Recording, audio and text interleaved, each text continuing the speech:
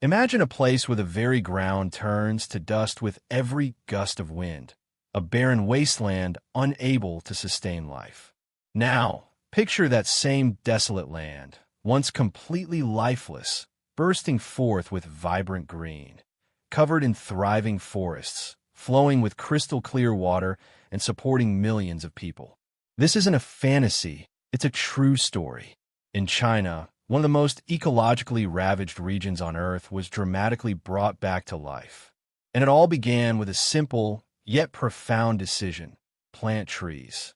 What unfolded next became one of the most remarkable environmental transformations in human history. For centuries, human activity has profoundly impacted the Earth's natural systems, leading to widespread environmental degradation. Yet, amidst the challenges, there are compelling narratives of restoration and renewal. This documentary explores one such extraordinary case: the ecological revival of the Loess Plateau in northern China. Once a symbol of environmental collapse, this region has undergone a radical transformation, offering a powerful testament to nature's resilience and the potential for large-scale, human-led ecological recovery. Our story begins in northern China, on the Loess Plateau. This vast region, often referred to as the cradle of Chinese civilization, had, over centuries, been systematically degraded.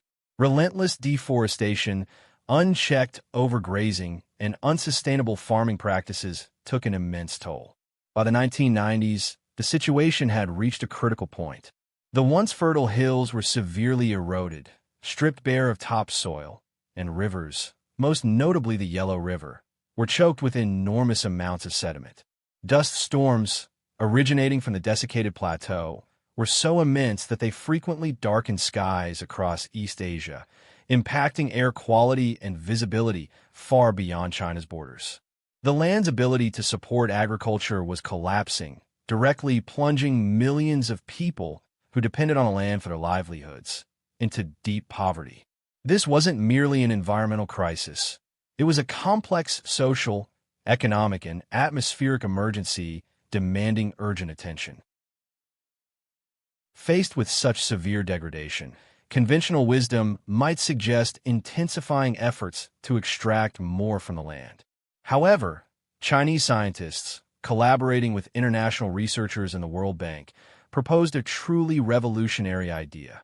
What if, instead of pushing the land harder, they did the exact opposite? What if they stopped farming the most damaged and vulnerable areas and, instead, gave those lands back to nature? This audacious concept led to the formulation of the Grain for Green policy. The core idea was simple yet profound: pay farmers to replant trees and grasses, particularly on steep, erosion-prone slopes where farming was causing the most damage. Initially, the proposal seemed impossible. The land appeared too far gone, and the millions of people living there were heavily dependent on farming for their survival. Despite these formidable challenges, the decision was made to embark on this ambitious experiment. Beginning in 1999, China officially launched the Grain for Green program, one of the most extensive reforestation and land restoration initiatives ever undertaken globally. The scale of the undertaking was staggering. Approximately 640,000 square kilometers of land, an area roughly the size of France, were targeted for restoration. The program implemented a multifaceted approach. Farmers were financially compensated to transition away from traditional crop cultivation in designated areas and, instead, plant trees, grasses, and shrubs. To further combat erosion and maximize water retention, hillsides were meticulously terraced. Livestock grazing was strictly restricted in fragile, newly revegetated zones, allowing tender new growth to establish itself without disturbance. Furthermore, water resources were managed more sustainably across the plateau. Crucially, local communities were involved from the very outset, fostering a sense of ownership and collaboration. Thousands of local workers received training in effective restoration techniques, transforming them into active participants in their own landscape's revival. This wasn't just about planting trees. It represented a fundamental redesign of how human populations interacted with their environment. Over the subsequent 2 decades, the transformation of the Loess Plateau was nothing short of astonishing. The scientific data and visual evidence painted a clear picture of remarkable recovery. Vegetation cover increased by over 25%, a dramatic shift that literally turned the landscape green. This surge in plant life had profound knock-on effects. Soil erosion was reduced by more than 50%, meaning less precious topsoil was being lost to wind and water. Correspondingly, the sediment levels in the Yellow River, once notoriously silty, dropped dramatically, improving water quality and flow. The frequency and intensity of dust storms originating from the plateau decreased by approximately 70%, a clear indication of a more stable and vegetated land surface. Furthermore, the improved vegetation led to significantly better water retention in the soil, positively impacting local climate conditions and increasing groundwater availability. Beyond the environmental benefits, there were significant socioeconomic improvements. The incomes of millions of people, particularly in rural areas, increased as new economic opportunities emerged from the restoration efforts.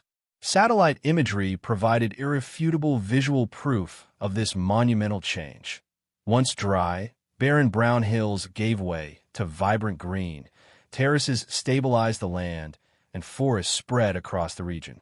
What was once considered an ecological disaster zone had become a global exemplar of successful, large-scale land restoration. While the success of the Loess Plateau restoration is undeniable, it's important to acknowledge that no large-scale environmental project is without its complexities and criticisms. Some critics have pointed out that in the early phases of the program, a greater emphasis was placed on fast-growing, non-native tree species, which can sometimes impact local biodiversity.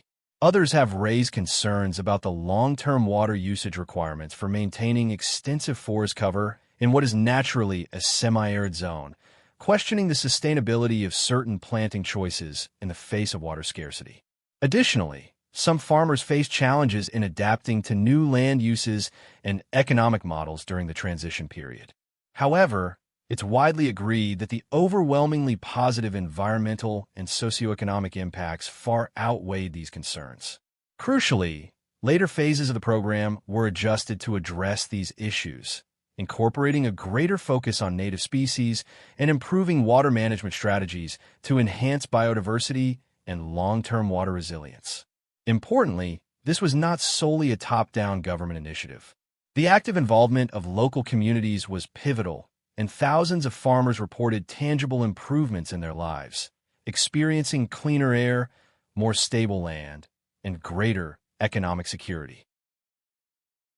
The Loess Plateau Restoration Project has transcended its regional origins to become a powerful global model for ecosystem recovery. The United Nations has lauded it as one of the most successful land restoration efforts in human history, highlighting its pioneering approach and impressive results.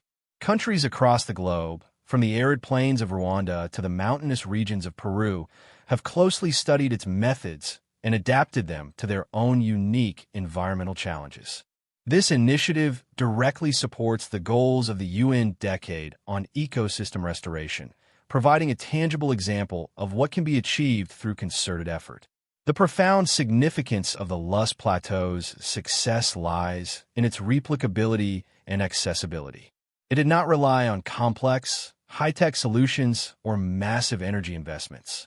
Instead, its efficacy stemmed from a fundamental understanding of ecological principles and, critically, a willingness to allow nature to heal itself with human assistance.